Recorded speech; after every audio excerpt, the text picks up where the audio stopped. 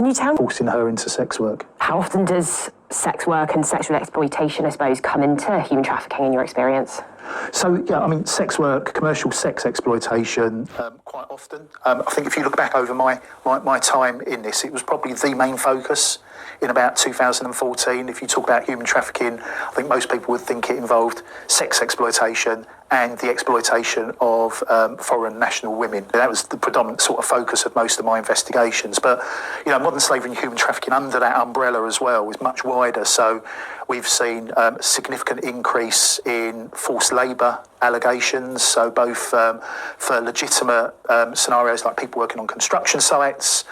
Recent case also involved men that have been working in commercial bakers in North London. So legitimate work, but sort of indirectly exploited through someone else controlling their wages, sort of giving them a home but charging them significant rent, etc.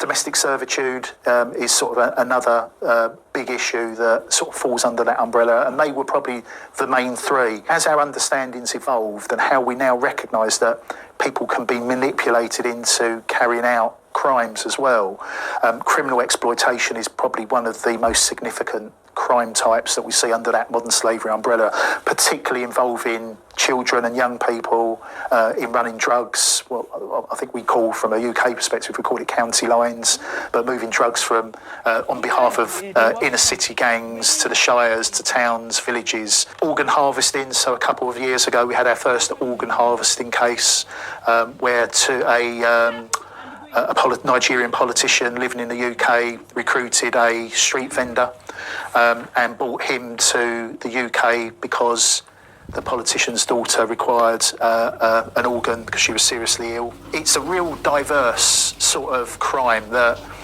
not just in terms of how it's carried out, but almost how people are controlled and manipulated to staying in quite horrendous conditions in many instances and not seeking to tell the authorities or seek help.